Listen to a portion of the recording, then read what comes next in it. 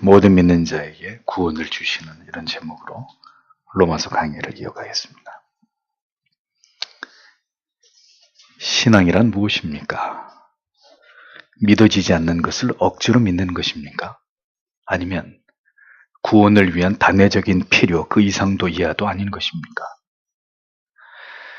구원이란 무엇입니까? 언제나 불안하고 불확실하고 알 수 없는 것입니까? 아니면 믿었으니 구원받은 것은 당연한 것이라고 여기면서 넘어가면 그만인 그런 주제입니까?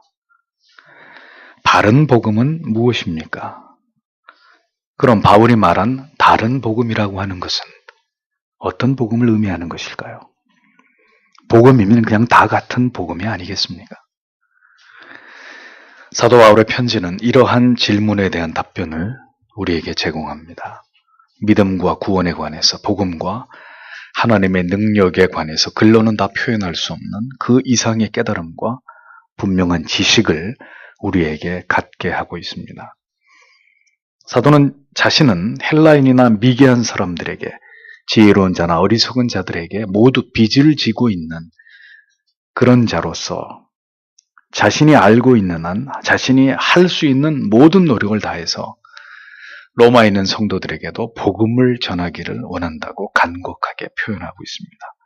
그의 심정은 그렇게 예수 그리스도에게 빚진 자의 가슴으로 온통 복음 전파의 사명만을 생각하면서 영혼들을 향해서 불타오르고 있었습니다. 예수 그리스도에 대한 확고한 믿음은 그의 모든 생애를 그렇게 복음 전파를 위한 역동적인 삶으로 송두리째 변화시켜 놓았습니다. 그것이 바로 그를 사로잡은 복음의 능력이고 십자가의 그 위대한 사랑이고 예수 그리스도를 아는 가장 고상한 지식이 빚어낸 부인할 수 없는 결과물이었습니다. 신앙은 그런 것입니다. 그 힘에 붙들리고 그 은혜에 묶여버리고 그 사랑에 포로 되어버리는 것입니다. 온통 그것을 생각하고 그것에 모든 열정을 바치고 그 가치를 위해서 존재하고 살아가는 것입니다. 왜 동일한 예수 그리스도를 구주로 믿는 믿음인데 그의 삶과 우리의 삶은 이렇게 다른 것입니까? 그럼 그렇게 믿음의 내용이 달라도 모두 동일한 믿음으로 하나님 앞에 인정받을 수 있는 것입니까? 신자라면 반드시 이 같은 의문을 갖게 되는 것은 당연한 일입니다. 그리고 진리 안에서 분명히 이 같은 의문의 답을 찾아가야 합니다. 이것은 모든 신자들에게 주어진 거부할 수 없는 그들이 풀어가야 될 과제인 것이죠.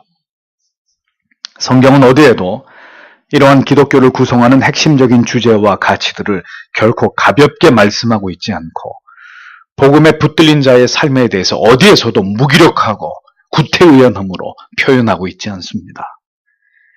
그럼에도 불구하고 오늘의 이 시대를 살아가고 있는 수많은 그리스도인들의 모습은 왜 신앙 안에서 마주하게 되는 모든 중요한 주제들에 대해서 이토록 수동적이고 형식적이고 때로는 권태와 실증으로 일관하는 그 굴레를 벗어나지 못하고 있는 것일까요? 다시 말하지만 우리는 우리에게 주어진 생애 속에서 그것을 하나님의 말씀을 통해서 깊이 조명하고 생각해 봐야 합니다. 이러한 모든 신앙의 결핍과 오류의 문제들을 어떻게 풀어가야 하는지 그 원인을 올바로 깨닫는 일이 우리에게 절실하다는 것입니다. 바울 사도는 이제 성경에서 가장 빈번하고 가장 중요하게 드러나는 주제 가운데 하나인 복음에 대해서 말하기 시작합니다. 복음이 가진 능력과 복음이 궁극적으로 이루고자 하는 바, 그 뚜렷한 목적에 관해서 로마 교회의 성도들에게 설명하고 있습니다. 결국은 복음에 대한 올바른 이해의 부재가 신앙과 삶의 가장 총체적인 혼란과 회의와 의심을 일으키는 문제의 원인이 됩니다. 성경이 말씀하고 있는 복음이 무엇인지, 그 은혜의 복음과 율법의 상관관계가 무엇인지를 밝히는 것이 로마서의 가장 중심된 주제 가운데 하나이죠. 오늘의 본문은 복음이 무엇인지를 정의하고 있습니다. 나아가서 구원에 이르게 되는 믿음은 무엇이고 하나님의 능력은 복음을 통해서 그 복음을 믿는 자 안에서 어떻게 역사하시는지를 설명하고 있습니다. 사도의 고백을 보십시오. 16절에 나는 복음을 부끄러워하지 않습니다. 왜냐하면 이 복음은 모든 믿는 사람들에게 구원을 가져다 주는 하나님의 능력이기 때문입니다. 먼저는 유대인에게요. 그리고 헬라인에게입니다. 이렇게 기록되어 있습니다. 사도는 복음을 전하고자 하는 자신의 열정을 로마교회 성도들에게 숨김없이 표출하고 있었습니다. 복음의 위대한 가치를 높이고 그 복음이 가진 능력을 선포함으로써 그 복음을 통해서 그리스도의 자녀가 된 로마의 성도들에게 더욱 복음에 대한 올바른 지식과 그에 기반한 확신을 심어주기 위함이었습니다. 그래서 바울은 먼저 당당하게 자기는 복음을 부끄러워하지 않는다고 말합니다. 복음을 부끄러워할 이유가 그에게는 전혀 없었기 때문이죠. 사도는 예수 그리스도의 십자가만을 자랑하고 예수 그리스도를 아는 지식의 고상함을 가장 귀하게 여기는 하나님의 사람이었습니다. 그 이유는 그의 모든 신앙의 뿌리가 예수 그리스도를 만나게 된 분명한 부인할 수 없는 체험에 기초하고 있었기 때문입니다. 이런 분명한 믿음은 그로 하여금 어떤 가운데서도 복음을 부끄러워하지 않는 하나님의 사람이 되게 했습니다. 복음을 부끄러워하는 사람과 복음을 자랑하는 사람, 이 둘 가운데 우리는 어느 쪽입니까? 복음을 자랑하는 것이 아니면 복음을 부끄러워하는 것이고, 부끄럽게 여기는 것이 아니면 복음은 대단히 감격적인 우리의 자랑일 수밖에 없는 것입니다. 이 두 입장의 결정적인 차이는 우리가 예수 그리스도를 인격적으로 경험했는가 그렇지 않은가에 기인됩니다. 복음을 모두가 자랑하는 것이 아니죠. 고린도전서 1장 18절에 보면 십자가의 도가 멸망하는 자들에게는 미련한 것이요 구원을 얻는 우리에게는 하나님의 능력이라, 이렇게 기록되어 있습니다. 십자가의 도가, 복음이 멸망의 영원한 심판을 향해 내려가는 자들에게는 한없이 미련하고 어리석고 전혀 믿을 가치가 없는 그런 것으로밖에 여겨지지 않음을 사도는 분명히 설명합니다. 사람들이 복음을 싫어하는 이유는 복음이 자신에게 왜 필요한지를 모르기 때문입니다. 사람들이 교회를 나오기 싫어하는 것은 도대체 교회에 나와서 내가 뭘 얻을 것인가? 나는 교회에서 그 어떤 것도 필요치 않는데 라고 생각하기 때문입니다. 구원을 받은 자들에게 복음은 우리를 영원한 사망에서 생명으로, 죄로 인한 영원한 저주에서 구원으로 이끌어내신 위대한 하나님의 능력이라고 고백할 수 있지만 그 구원의 능력을, 그 은혜를 경험하지 못한 자들에게는 전혀 복음은 무가치하고 미련한 것으로 치부될 수밖에 없는 것입니다. 복음의 가치를 알지 못하는 자들은, 왜 내 인생에 예수가 필요한지를 깨닫거나 이해하지 못한 자들에게 복음은 배척과 혐오와 무관심의 대상이 될 수밖에 없는 것입니다.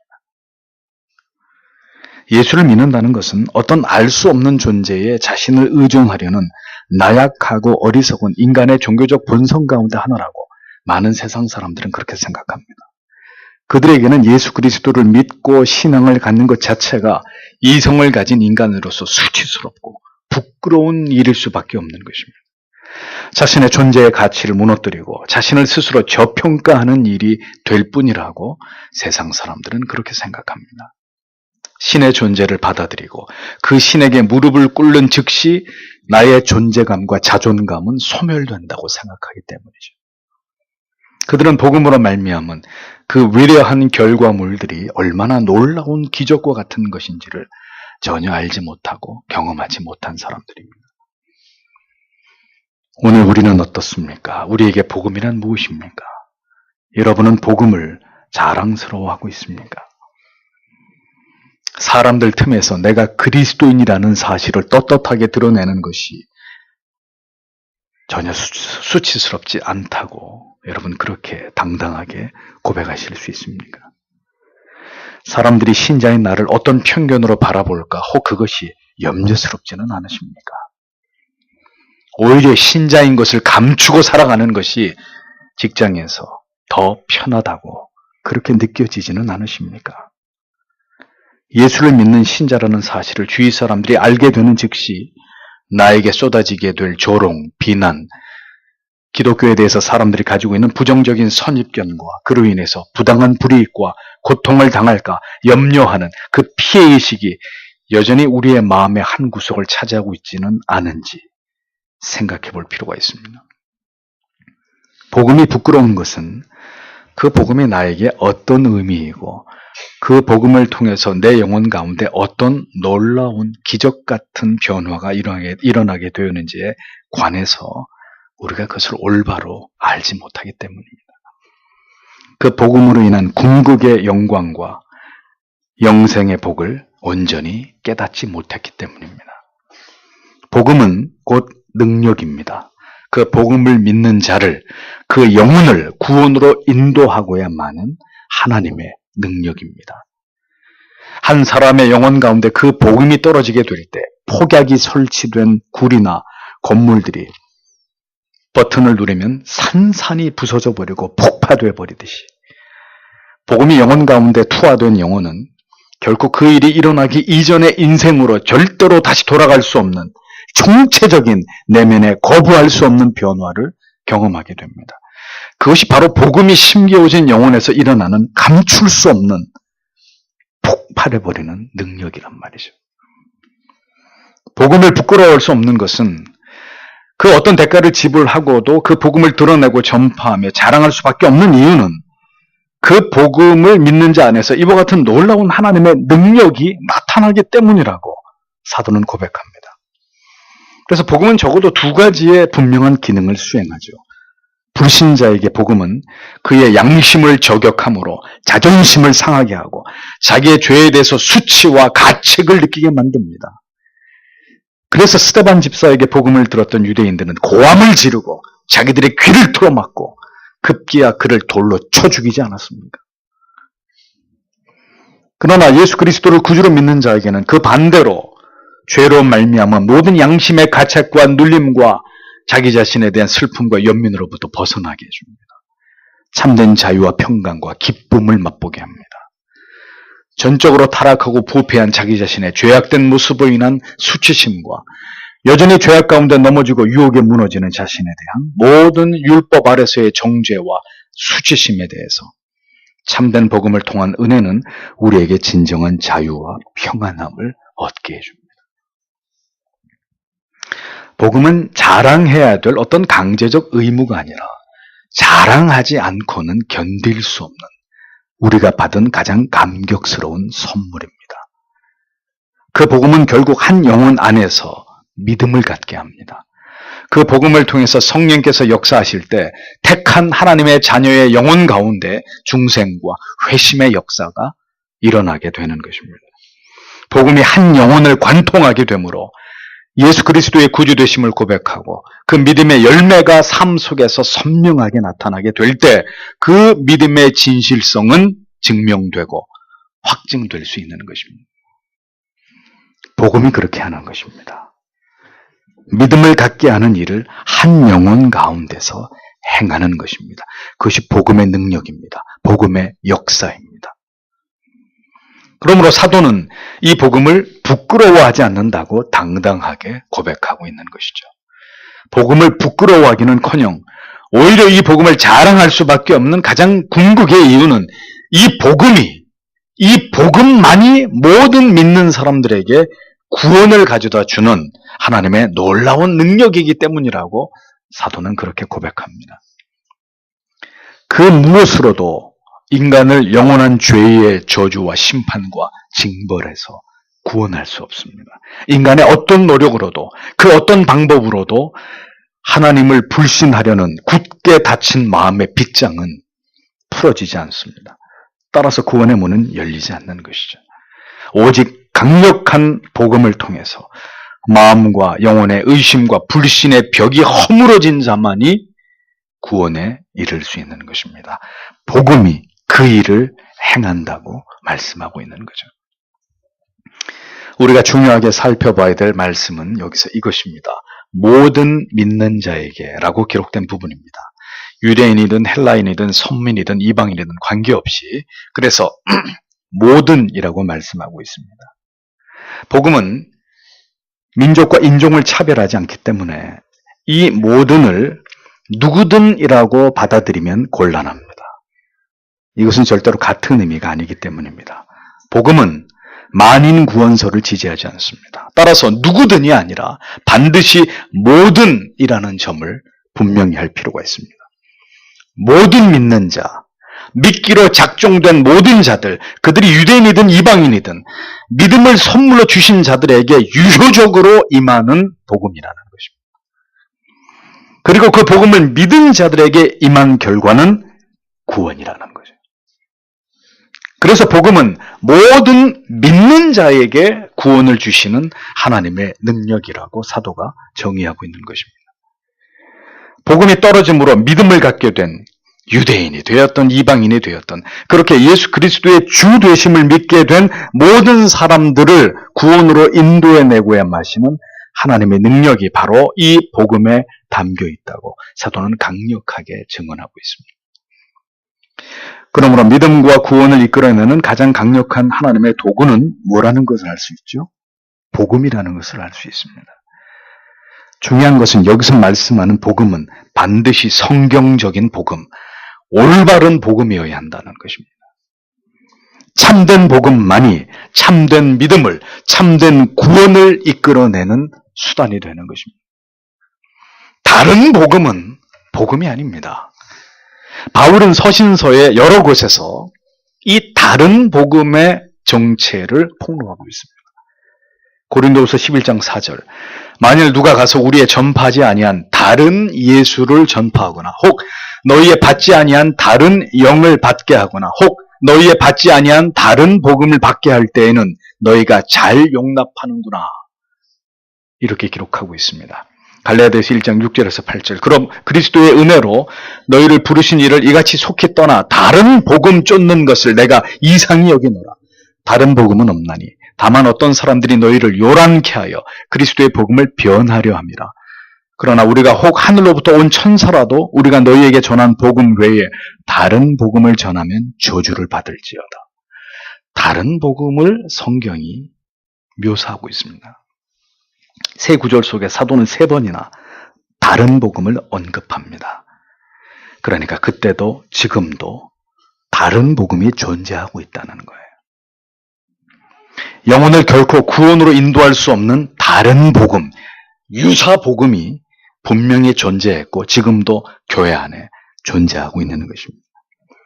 이것을 쫓아가다가는 필연적으로 구원에서부터 멀어질 수밖에 없는 것입니다.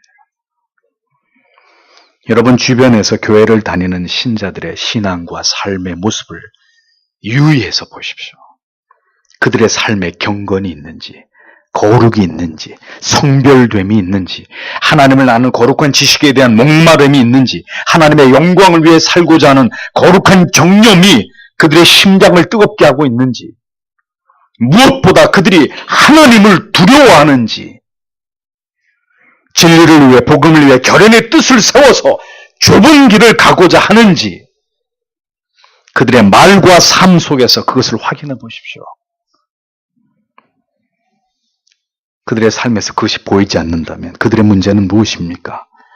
바른 복음을 듣지 못했고 바른 복음을 따라가고 있지 않다는 명백한 증거가 되는 것입니다.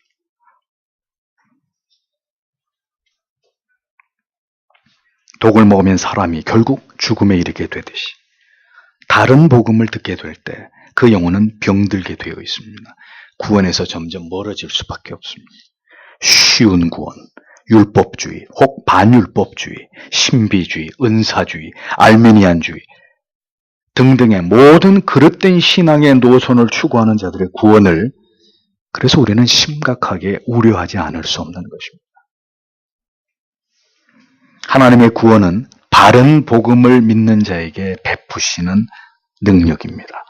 참된 신자는 오직 바른 복음을 듣게 돼 있고 믿게 돼 있고 그 복음으로 말미암아서 구원에 이를 수밖에 없습니다. 그러나 다른 복음을 쫓는 자들의 결말은 무엇입니까? 데살로니가 후서 2장 11절에서 12절 이러므로 하나님이 유혹을 저희 가운데 역사하게 하사 그 유혹이 뭐냐? 거짓 것을 믿게 하심은 진리를 믿지 않고 불의를 좋아하는 모든 자로 심판을 받게 하십니다. 하나님의 심판을 받을 자는 참된 복음이 아니라 거짓된 복음, 다른 복음을 믿게 되어 있습니다. 그 유혹에 넘어가게 되어 있습니다. 예수 믿으면 복받고 잘되고 모든 것이 형통하고 그것을 복음이라고 생각하고 따라간단 말이에요. 그들은 심판을 받게 하기 위해서 하나님이 그렇게 거짓 복음의 유혹에 넘겨준 자들이라는 거죠. 진리를 믿지 않고 거짓의 것을 믿고 불의를 좋아하는 자들의 끝은 심판이라고 성경은 못 받고 있습니다. 모든 믿는 자에게 구원을 주시는 하나님의 능력으로서의 바른 복음이라는 것을 잊어버리지 마십시오.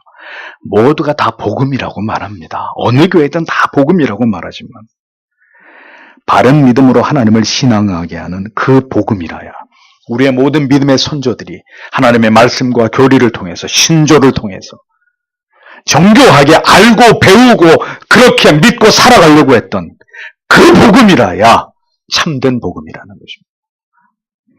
그 복음을 믿는 믿음이라야 구원에 이르는 하나님이 그 영혼을 구원케 하시는 믿음이 될 수 있는 것입니다.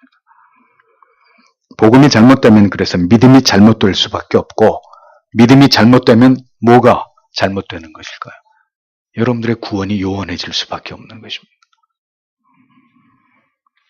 구원을 주시는 것도 바른 복음을 듣고 그것을 믿게 하심으로 말미암은 하나님의 은혜라는 것을 잊어버리지 마십시오. 바른 복음을 들을 수 있는 것도 여러분에게 임한 귀한 은총이 아닐 수 없습니다.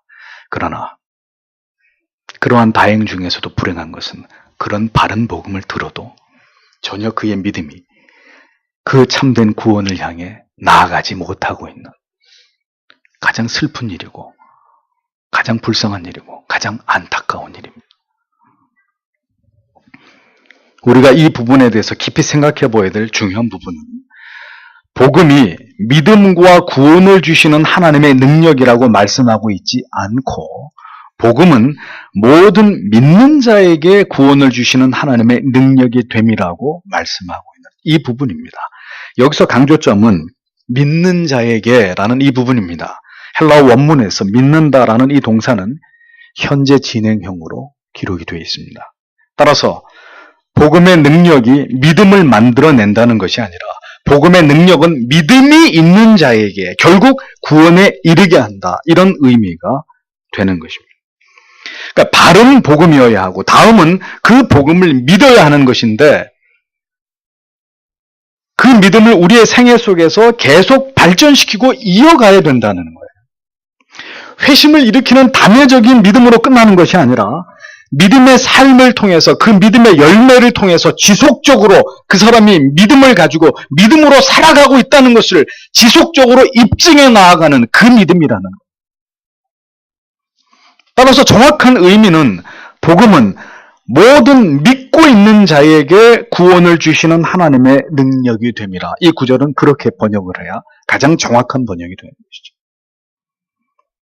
이 말씀은 바울이 고린도전서 15장 1절에서 2절에 기록한 말씀과 동일한 의미입니다. 형제들아, 내가 너희에게 전한 복음을 너희가 알게 하노니 이는 너희가 받은 것이요 또 그 가운데 선 것이라. 너희가 만일 나의 전한 그 말을 굳게 지키고 헛되이 믿지 아니하였으면 이로 말미암아 구원을 얻으리라. 과제가 부여되어 있는 말씀이에요. 나의 전한 그 말을 계속해서 굳게 지켜 나아가고 헛되이 믿지 않으려고 하는 너의 삶이 수반될 때 그것으로 말미암아 구원을 얻게 된다. 믿음은 하나님의 말씀을 삶의 모든 현장에서 모든 상황 가운데서 굳게 지켜 나아가는 것입니다. 삶 속에서 하나님의 말씀을 통해 공급하시는 은혜로 말미암아서 계속 지속되지 못하는 믿음, 열매로 나타나지 않는 믿음은 헛된 믿음이고 거짓된 믿음입니다. 즉 구원에 이르지 못하는 빈 껍데기 같은 그런 믿음일 뿐이라는 거죠. 그래서 야고보 사도는 바로 이를 두고 죽은 믿음이라고 표현하는 것입니다.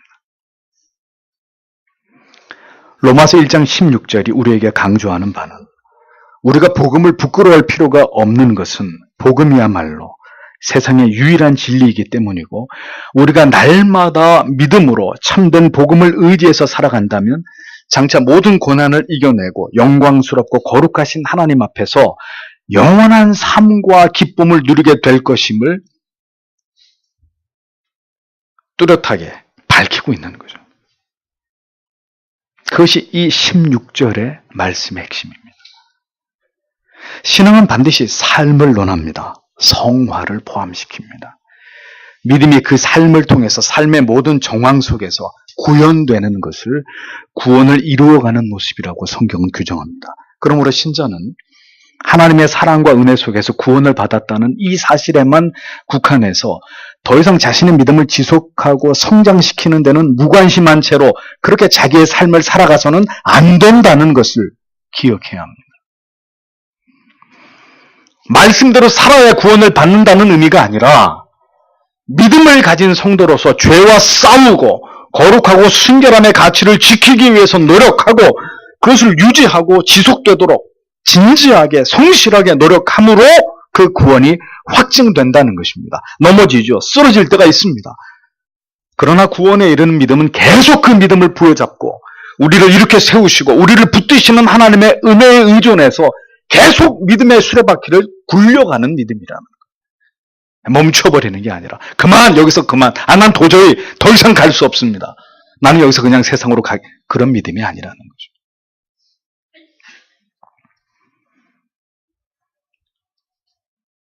믿는다고 하고 그의 삶이 전혀 그 믿음을 증명하는 삶이 아니라면 그 믿음을 결연히 이어가는 지켜가는 삶이 아니라면 그 믿음은 가짜입니다. 그가 믿는 구원은 결코 이루어질 수 없는 허망한 것입니다. 이 진리를 우리가 분명히 깨닫고 기억할 필요가 있다는 것입니다. 로마서의 이 말씀은 하나님께서 어떻게 우리의 구원을 이루시는지를 설명해주는 아주 중요한 말씀입니다. 구원에 있어서의 복음의 중요성, 복음과 믿음의 상관관계, 믿음의 지속성과 구원의 확증의 문제, 구원을 주시는 주체로서의 하나님, 하나님의 주권, 이런 것들이 이 말씀 안에 다 담겨져 있는 것이죠. 우리를 택하시고 미리 예정하시고 부르시고 의롭다 하시고 정결하게 하시고 믿음으로 순종하게 하신다는 이 구원의 모든 여정이 로마서 속에 빼곡히 고스란히 담겨져 있습니다.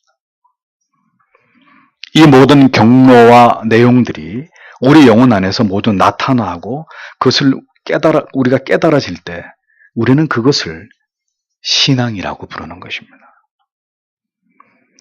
사도가 구원을 회심이 일어날 당시에 완료형으로 표현하지 않고 먼 미래적 완료의 상태로 이야기하는 이유가 무엇 때문이겠습니까? 이미 복음을 믿고 있는 로마 교회 성도들에게까지 다시 복음을 되풀이해서 전하고자 하는 이유가 무엇 때문이겠습니까? 그들은 이제 구원에 대해서, 믿음에 대해서, 복음에 대해서 보다 깊이 있고 체계적인 지식을 알아야 하기 때문입니다. 그 지식은, 이 복음은 모든 믿음을 지켜 나아가는 자들에게 구원을 주시는 하나님의 능력인데 이미 믿음을 가지고 있어도 계속해서 이 믿음을 지켜 나아갈 자들에게 여전히 필수 불가결한 복음이기 때문에 사도는 로마 교회 이미 성도가 된 자들에게조차도 이 복음을 내가 너희들에게 전하기를 원한다. 이렇게 말하고 있었던 겁니다. 많은 그리스도인들이 생각하는 구원이라고 하는 것이, 믿음이라고 하는 것이 단조롭게 그지없습니다. 사형리를 전하고 따라하라고, 지금 내가 예수 믿겠다고 내가 하는 기도를 따라하기만 하면 당신은 구원받는 거라고. 그 구원받고 죄 문제 해결됐는데 뭐 때문에 죄 때문에 그렇게 괴로워하냐고, 쓸데없이 부질없이. 이제는 하나님이 주시는 복을 받고 잘 살면 되는 것이라고. 이것이 한국교회가 가지고 있는 복음의 전부입니다. 그러나 그것은 복음이 아니란 말이에요. 그 복음은 절대로 썩은 동아줄이 되어서 그것을 붙들고 있다가는 천국에, 그것을 통해서 천국에 이룰 수 없는 복음이란 말이에요.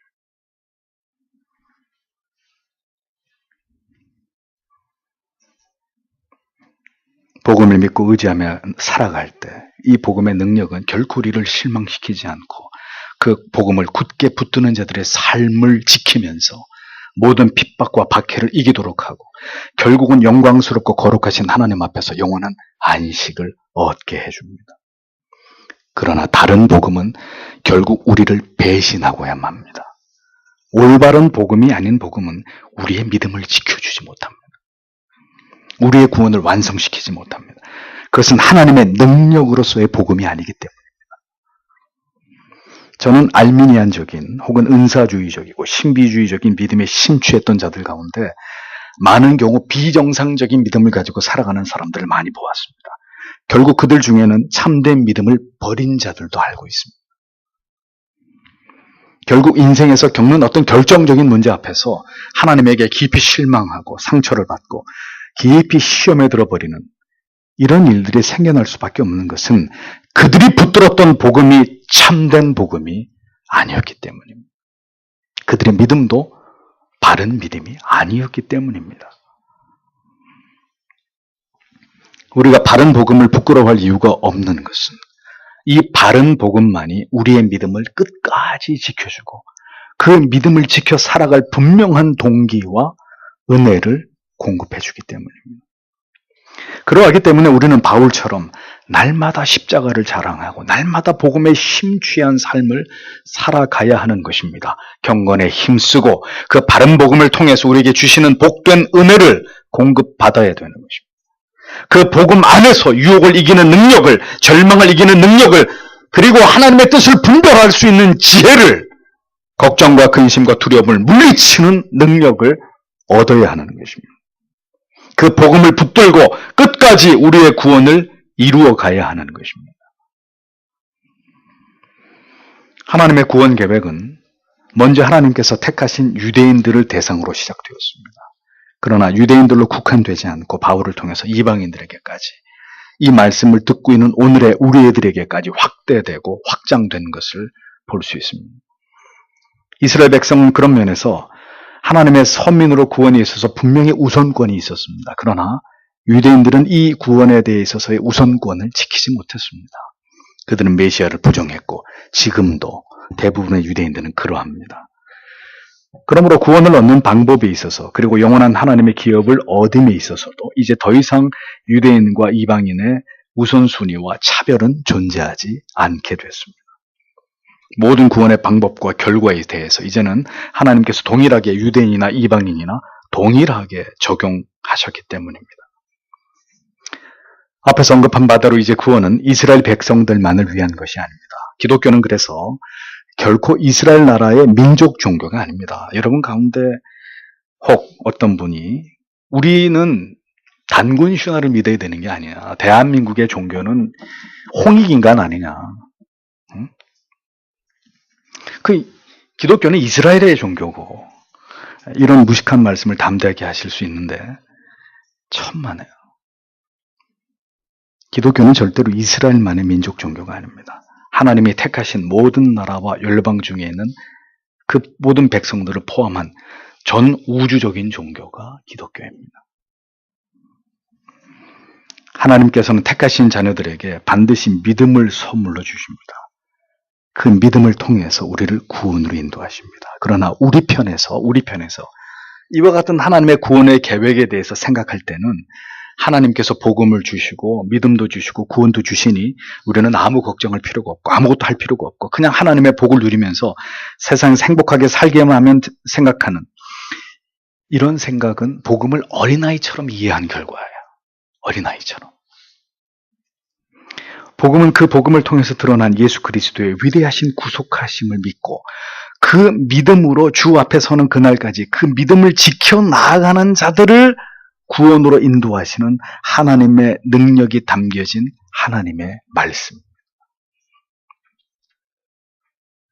믿음을 주신 자에게 그 믿음에 따른 삶을 요구하시는 하나님이시란 말이에요. 성도의 투철한 믿음을 지키고자 분투하는 삶은 그가 곧 구원받은 하나님의 자녀됨의 증거가 되는 것입니다. 더 말씀대로 살려고 하고 더 하나님의 기뻐하시는 뜻대로 결단하려고 하고 어제까지의 모든 삶을 포기하고 새로운 삶을 말씀 안에서 그 새로운 지점을 향해서 그걸 목표로 정하고 나아가려고 하는 이런 모든 생명의 역사는 하나님의 바른 말씀, 바른 복음을 듣고 있는 성도 안에서 일어나는 생명의 변화란 말이에요. 그러하게 히브리서 11장은 잘 보십시오. 히브리서 11장. 믿음으로 아벨은, 믿음으로 에녹은, 믿음으로 노아는, 믿음으로 아브라함은, 믿음으로 이삭은, 믿음으로 야곱은, 요셉은, 모세는 계속 믿음으로 이렇게 증언하고 있습니다. 그들 모두 믿음으로 살아가기 위해 고군분투한 하나님의 사람들이었다고 히브리서 11장은 우리에게 운변하고 있는 것입니다. 믿기만 해서, 에녹은 믿기만 했고 노아는 믿기만 해. 성경 그렇게 말씀하고 있지 않습니까? 믿음으로 살았다는 거죠. 그 믿음의 능력을 가지고 살았다는 것입니다. 그 믿음을 유지하는 삶을 그들이 살아냈다는 것입니다. 하나님은 우리에게 믿음을 주셨습니다. 그 믿음은 죽은 믿음이 아니요 행위를, 삶을 수반하는 믿음입니다. 죄와 싸우는 믿음이고 진리를 지켜내는 믿음이고 불의를 미워하고 의를 사랑하는 믿음이고 진리가 아닌 것을 단호하게 거부하면서 모든 환난과 핍박을 이겨내는 믿음입니다. 영원한 나라가 있음을 믿고 주께서 나의 영혼을 영광 중에 맞이해 주심을 믿으면서 눈을 감을 수 있는 믿음입니다. 그 믿음은 능력의 복음 안에 담겨져 있습니다. 이 땅에서 우리의 모든 삶에서 우리가 날마다 복음을 가까이 하고 그 복음의 주인공이신 예수 그리스도의 그 모든 아름다우신 속성과 눈부신 성품에 감동하고 우리가 감격하는 삶을 이어가지 않는다면 다시 얘기합니다. 우리의 믿음은 구원에 이르도록 지켜지는 믿음이 될 수 없는 거예요. 그래서 여러분 요행수를 바라지 마시란 말이에요. 교회 다녀도 일주일 동안 성경 한 장 읽지 않고 하나님 앞에 진지하고 뜨거운 기도 한마디 없이 그렇게 일주일을 보내고도 주일날 교회 와서 개혁교회, 서교 장로교 예배 드리면 이런 말씀 드리면 구원 받는 거 아닌가? 착각입니다.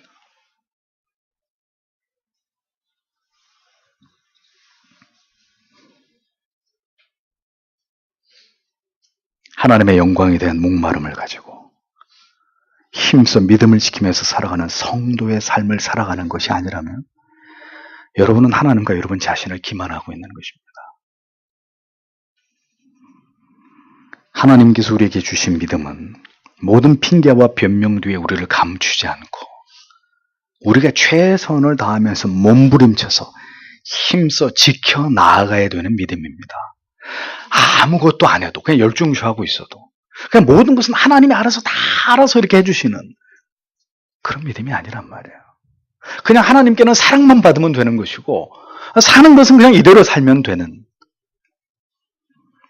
성경이 말씀하는 우리를 구원으로 인도하시는 복음의 능력은 그런 것이 아닙니다.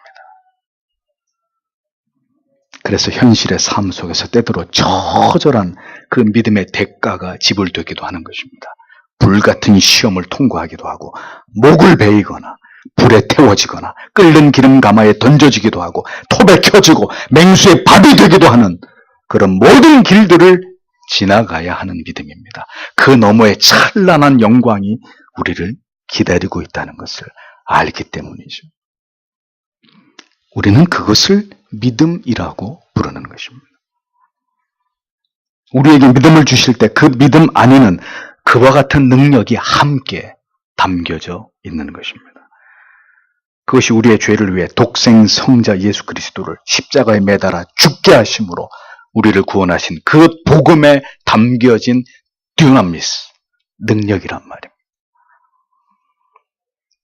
이것이 우리가 복음을 사랑해야 되는 이유이고 복음이 무엇인지를 정확하게 이해하고 또 깨달아야 되는 이유이고 그 무엇보다도 복음을 지키고 중요하게 여겨야 하는 가장 중요한 목적인 것입니다. 그러므로 성도 여러분, 이 복음의 은총이 날마다 우리의 영혼을 적셔주시기를 기도하셔야 합니다. 그리고 그 영혼이 적셔지는 것은 그냥 저 밖에 나가서 이렇게 비를 맞고 있으면 그냥 몸에 흠뻑 물이 젖듯이 그렇게 젖어드는 것입니까? 아니에요. 그 하나님의 은혜 앞으로 나아가야죠. 경건에 이르기를 진력하셔야죠. 여러분들의 삶의 중심을 잡고 하나님을 가까이 하고 예배를 사모하고 말씀과 기도가 있는, 그리고 깨끗한 마음으로 주를 부르는 자들과의 신령한 교제 속에서 그 복음의 은총이 날마다 여러분 안에 더해지기를 사모하셔야죠. 우리가 아무리 힘든 일을 당해도, 우리가 주를 위해 어떤 어려운 일을, 피곤한 일을 겪게 되더라도, 여러분, 성도 여러분, 순교하는 일보다 쉬운 일이 아닙니까? 부디 쉬운 길 말고 넓은 길 아닌 어려운 길로, 찾는 이가 적은 좁은 길로 행하십시오. 여러분이 지금 어려운 때는, 여러분들이 위기를 맞고 있는 이 순간에는 더 하나님을 간절히 찾아야 하는 때입니다. 더 열렬한 기도를 하나님께 올려드려야 될 시기입니다. 여러분의 믿음은 어디에 있습니까? 믿음을 보이십시오. 그 믿음을 굳게 지켜나가는, 그 간절함으로 주를 찾는 여러분들의 믿음이 그렇게 나타나야 될 거 아닙니까? 여러분의 믿음을 보기 원하시는 아버지십니다. 모든 믿고 있는 자에게 구원을 주시는 능력입니다. 그 믿음의 대가를 기꺼이 삶 속에서 지불하고 있는 증거가 있는 자들에게 임하는 구원입니다. 복음의 능력으로 세상 마지막 날까지 우리의 믿음을 굳게 지킬 수 있는 하나님의 자녀가 되기를, 그래서 우리는 매일매일 주 앞에 기도해야 되는 것입니다. 예수여, 우리에게 믿음을 더하시고, 이 믿음을 주님 오시는 당신을 만나게 되는 그날까지 지켜갈 수 있도록, 이것을 이어갈 수 있도록 하나님 오늘도 나를 강권해서 붙드시고, 이 믿음을 잃어버리는 일이 없도록 하나님 오늘도 나를 붙들어 달라고. 믿음은 그런 간절함입니다. 그런 핏빛 절규입니다. 핏빛 절규. 복음의 능력으로 그 믿음을 굳게 지키는 하나님의 자녀 되시기를 기도하십시오. 오늘도 하나님의 넘치는 은혜가 어둠의 시대를 살아가는 모든 주의 백성들에게, 환난과 고난을 만난 모든 하나님의 자녀들에게 임한다는 것을 우리는 분명히 믿습니다. 그 믿음으로 승리하는 삶을 살아가는 여러분들이 되시기를 바랍니다. 기도하겠습니다.